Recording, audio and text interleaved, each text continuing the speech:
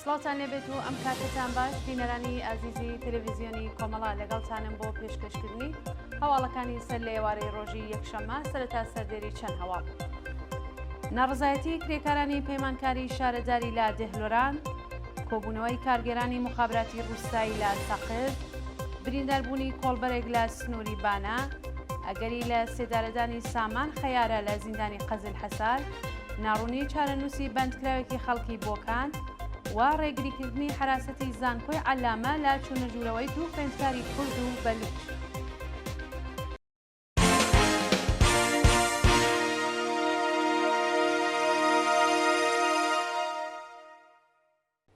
درێژی هەواڵەکان ناڕزایەتی کرێکارانی پەیمانکاری شارەداری لە دێهلۆران بەیانی ڕۆژی یەکشەممە 16 مانگی ڕەزبەر کرێکارانی پەیمانکاری شارەداری دێهلۆران لە پارێزگای ئیلام لە ناڕزایەتی بە جێبەجێ نەکردنی داخوازیەکانیان کۆبوونەوە.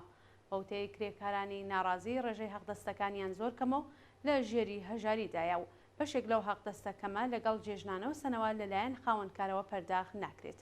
هەروەها حەقی بیمەکانیان زۆر جار دوا دەخرێت و دەیان کێشەی دەرمانی و بێهداشتی بۆ خۆیان و بنەماڵەکانیان ساز بووە. کرێکاران دەڵێن بەهۆی کەمی حەقدەستەوە لە دۆخێکی خراپی مایشەتدا دەژین و خوازیاری چوونەسەرەوەی ماف و مەزایە. کۆبوونەوەی کارگێرانی مخابراتی ڕووستایی لە سەقز بەیانی یەکشەممە 16 ڕەزبەر کۆمەڵێک لە کارگێرانی مخابراتی ڕووستایی لە شاری سەقز دژ بە دۆخی خراپی پیشەیی و قورسی باری مەعیشەت لە بەردەم ئەو ڕێکخراوەیە کۆبوونەوە.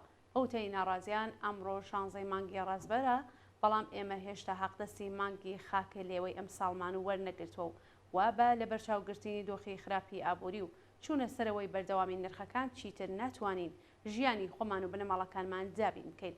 ناڕازیان داوایان لە بەرپرسانی ڕێکخراوی مخابراتی ئێران کرد با یەخ بە کێشە و گرفتی کارگێرانی مخابراتی ڕووستایی بدات. کۆبوونەوەی بنەماڵەی داریوش عەلیزادە لەسەر مەزاری ئەو گیانبەخت کردووە. بەیانی یەکشەممە 16 مانگی ڕەزبەر بنەماڵەی هەمیشە زیندوو داریوش عەلیزادە لەسەر گڵکۆی ڕۆڵەکەیان لە گۆڕستانی بەهەش محەممەدی سنە کۆبوونەوە و ڕێزیان لە بیرەوەریەکانی کرد. بەپێی ئەو وێنانەی بەدەستمان گەشتووە بنەماڵەی داریوش عەلیزادە گیانبەخت کردووی ڕێگای ئازادی و بەرابەری هاوڕێ لەگەڵ ژمارەیەک لە خەڵکی ئازادی خوازی سنە لەسەر مەزاری ئەو هەمیشە زیندووە کۆبوونەتەوە و مەزارەکەیان گوڵباران کردووە. داریوش عەلیزادە ڕۆژی 16 ڕەزبەری 1401 هەتاوی و لە ڕەوتی شۆڕشی ژینا بە تەقەی هێزە سەرکوتگەرەکانی ڕژیم لە شاری سنە گیانی بەخت کرد. برینداربوونی کۆڵبەرێک لە سنووری بانە ڕۆژی شەممە 15 مانگی ڕەزبەر کۆڵبەرێکی خەڵکی سەرپۆلی زەهاو بە ناوی سەفەر ڕوستەمی بە تەقەی هێزەکانی ڕژیم لە سنووری بانە بە سەختی بریندار بوو. بەپێی راپۆرتی گەیشتوو بە کۆڵبەر نیوز سەفەر ڕوستەمی لە کاتی کۆڵبەری لە سنووری بانە بە فیشکی ساچمەی پێکراو و لەلایەن پشت و کەمەریەوە بە سەختی بریندار و ڕەوانەی نەخۆشخانە کراوە. بەپێی ئامارەکانی تۆمارکراو لە کۆڵبەر نیوز لە 6 مانگی سەرەتایی ساڵی 1402 هەتاویدا سەرجەم 86 کۆڵبەر لە سنوور یان جادەی نێوان شارەکانی کوردستان بە تەقەی ڕاستەوخۆ سەرمابردووی و بەربوونەوە لە بەرزایی و تەقینەوەی مین کوژرا و بریندار بووە. ئەگەری لە سێدارەدانی سامان خەیارە لە زیندانی قەزل حەسار بەپێی راپۆرتی ناوەندەکانی مافی مرۆڤ سامان خەیارە شارۆمەندی خەڵکی سنە کە بە تۆمەتی محاربە سزای ئەعدامی بەسەردا سەپێنراوە لە ڕۆژانی داهاتوودا حکومەکەی جێبەجێ دەکرێت. بە پێی زانیاریەکان سامان خەیارە بە تۆمەتی محاربە و ڕێخستنی گروپی چەکدار دژ بە کۆماری ئیسلامی بۆ ماوەی 7 ساڵ لە زیندانی قەزل حەسار بەند کراوە. بەوتەی سەرچاوە خۆجەیەکان بڕیارە حکومی ئەعدامی ئەو بەندکراوە سەر لە بەیانی ڕۆژی دووشەممە 7 ڕەزبەری 1402 هەتاوی بەڕێوە بچێت. ناڕوونی چارەنووسی بەندکراوێکی خەڵکی بۆکان وێڕای تێپەڕبوونی 5 مانگ بەسەر کاتی دەست بەسەرکردنی هێمن کرمانج لە شاری بۆکان چارەنووسی ئەو بەندکراوە بە ناڕوونی ماوەتەوە. هێمن کرمانج خەڵکی گوندی یاسی کەندی سەر بە شاری بۆکانە و لە ڕێکەوتی 29 خاکەلێوەی 1402 هەتاویدا بەبێ بەڵگەی قەزایی لەلایەن هێزە ئەمنیەتیەکانەوە دەست بەسەر کراوە. ناوبراو لە ماوەی بەندکراندا لە دەستڕاگەیشتن بە پارێزەر و چاو پێکەوتن لەگەڵ بنەماڵەکەی بێبەشکراوە و چاڕی نووسی بە ناڕوونی ماوەتەوە. ڕێگریکردنی حراسەتی زانکۆی عەلامە لە چوونەژوورەوەی دوو خوێندکاری کورد و بەلوچ. ڕۆژی شەمە 15 ڕازبەری 1402 هەتاوی دوو خوێندکاری کۆلێژی تایبەتی زانکۆی عەلامە تەباتەبایی چاران بەهۆی لەبەرکردنی جلوبەرگی کوردی و بەلوچی لەلایەن حراسەتەوە ڕێگری لە چوونەژوورەوەیان بۆ نێو زانکۆ گیرا. بە پێی زانیاریەکان بەرپرسانی حراسەت لە وەڵامی ناڕەزایەتی ئەو دوو خوێندکارە وتویانە کە جلوبەرگەکانی ئێوە دەبێتە هۆکاری ئاژاوەنانەوە و نابێت ئەو جلوبەرگە لە نێو زانکۆی هاتوچوو پێ بکەن. شێگە ئاماژەیەکە لەگەڵ دەستپێکی ساڵی نوێی خوێندن و ساڵوەگەڕی شۆڕشی ژینا کەشوهەوای ئەمنی بەسەر زانکۆکاندا زاڵ بووە و بەدەیان خوێندکار و مامۆستای زانکۆ تەعلیق و دەرکراوە. هێرشی ئاسمانی تورکیا بۆ سەر کەمپی پەنابەرانی مەخمور. ئێوارەی ڕۆژی شەمە 15 ڕازبەر فڕۆکە بێفڕۆکەوانەکانی دەوڵەتی تورکیا هێرشیان کرد سەر کەمپی پەنابەرانی مەخمور لە هەرێمی کوردستان و بەهۆیەوە 3 کەس بریندار بوون.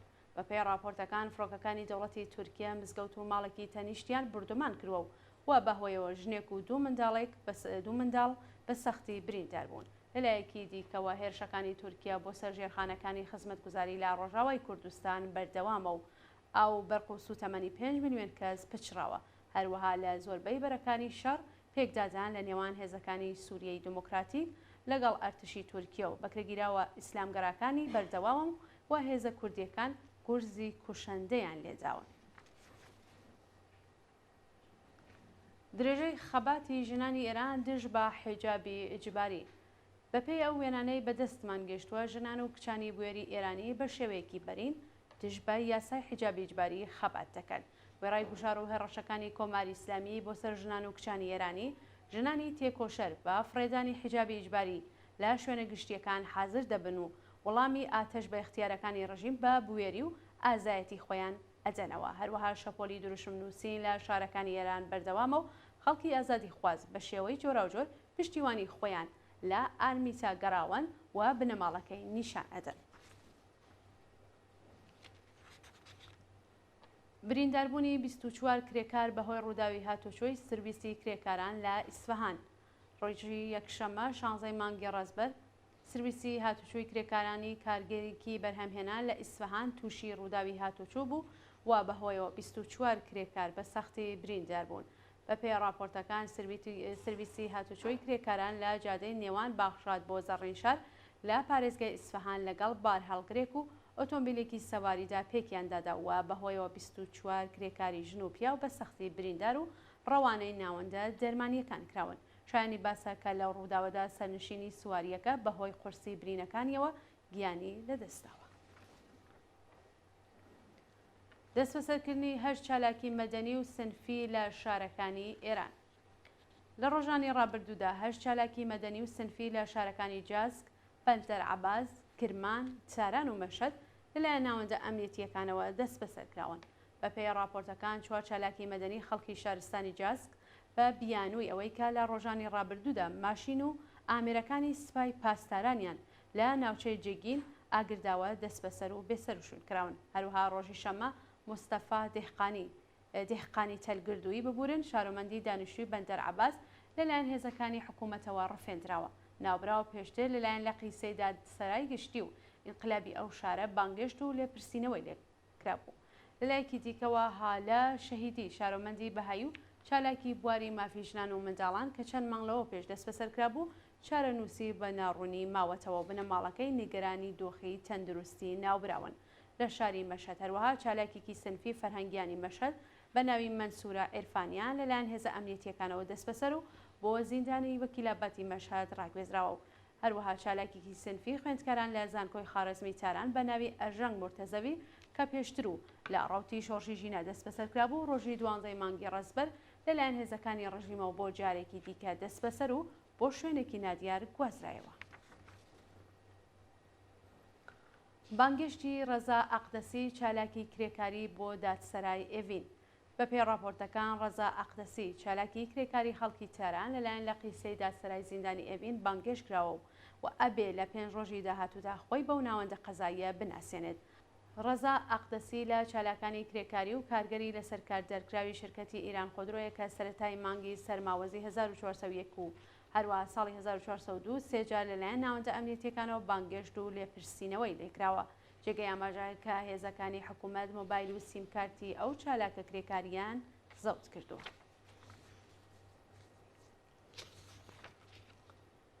دوایین زانیاری لەسەر شەڕ و پێکدادان نێوان چەکدارانی حەماس و ئەرتشی ئیسرائیل. شەوی شەممە 15 ڕەزبەر ئەرتشی ئیسرائیل بنکە و مەقەڕەکانی گروپی حەماسی لە غەزە بە چڕی بردەمان کرد و شەڕ و پێکدادان لەو گوندانەی کەوتوتە دەست چەکدارانی ئەو گروپە بەردەوامە.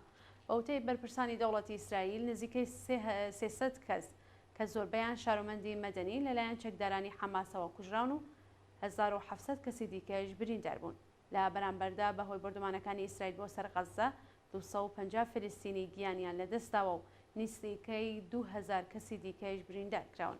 هاوکات ئەرتشی ئیسرائیل بەرق و ئاو سوتەمەنی بەسەر دانیشتوانی غەزە پشراندووە و داوای لە خەڵکی مەدەنی کردووە بە زووترین کات ئەو شارە بەجێبێڵن.